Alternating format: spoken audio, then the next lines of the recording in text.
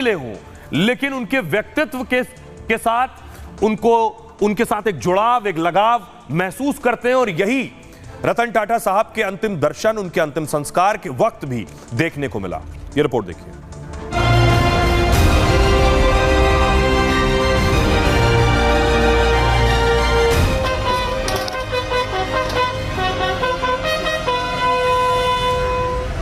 मशहूर उद्योगपति रतन टाटा के लिए आज पूरा देश रो रहा है। मुंबई में रतन टाटा को अंतिम विदाई देते वक्त माहौल बेहद भावुक हो गया था। और हो भी क्यों ना, रतन टाटा, नमक से लेकर लखठकिया कार या फिर हवाई सफर, पूरा देश टाटा के साथ किसी न किसी तरह से जुड़ा हुआ है। सुबह से रात तक इस्तेमाल की अधिकतर चीज टाटा ग्रुप की बनाई हुई है। मुंबई में हजारों लोगों ने नम आंखों से रतन टाटा को विदाई दी। और आइए आपको बताऊं रतन टाटा साहब का आखिर निधन कैसे हुआ।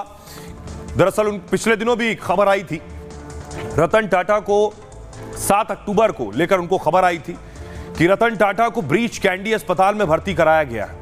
रतन टाटा के आईसीयू में भर्ती होने की खबर आई थी। इसके 2 दिन बाद रतन टाटा ने पोस्ट किया। उन्होंने लिखा कि रूटीन चेकअप के लिए अस्पताल पहुंचे हैं, सब ठीक है, चिंता की कोई बात नहीं। इसके बाद कल देर रात उनके निधन की खबर आई।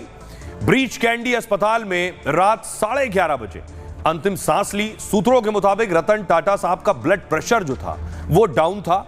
लो बीपी के चलते उनकी तबीयत बिगड़ गई थी। हार्ट रोग विशेषज्ञ की निगरानी में उनका इलाज चल रहा था, लेकिन उनकी हालत में कोई सुधार नहीं हुआ। बढ़ती उम्र के कारण उन्हें बचाया नहीं जा सका। लो ब्लड प्रेशर के कारण वो हाइपोटेंशन से पीड़ित थे, जिसके कारण शरीर के कई अंग ने काम करना बंद कर दिया था। बुजुर्गों में इससे अधिक समस्या होती है। उनके शरीर में डिहाइड्रेशन की भी समस्या हो गई थी। राजकीय सम्मान के साथ रतन टाटा जी का अंतिम संस्कार हुआ। मुंबई के वर्ली शमशान भूमि में अंतिम संस्कार किया गया। इस मौके पर देश की जानी मानी हस्तियां भी मौजूद थीं। आइए आपको सुनवाता हूं, सुनिए जरा उनके अंतिम दर्शन करने के लिए जो दिग्गज पहुंचे हैं वो क्या कह रहे हैं।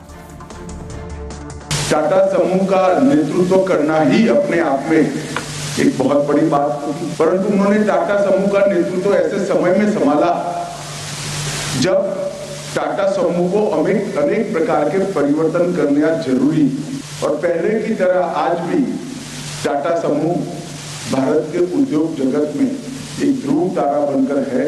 उसमें रतन टाटा जी का बहुत बड़ा योगदान है। रतन टाटा जी को बताया कि इसका हमें ऐसा ऐसा लाभ हुआ है, और अब हम चाहते हैं कि जो बाकी 6,500 स्टेशन है सभी में वाईफाई लगाया जाए। उन्होंने सीधा उनके जो सचिव थे और उनके सहयोगी थे वेंकट, उनको आदेश दिया 450 करोड़ रुपए एक पलक में उन्होंने रेलवेज को दे दिए।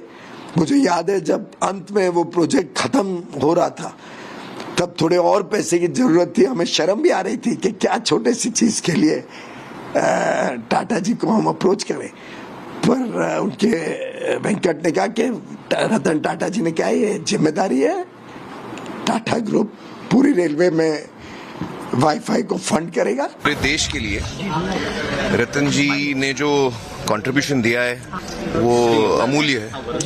इट्स प्राइसलेस एंड बहुत ही रेयर किस्म के इंसान, और हम सब उनको बेहद मिस करेंगे।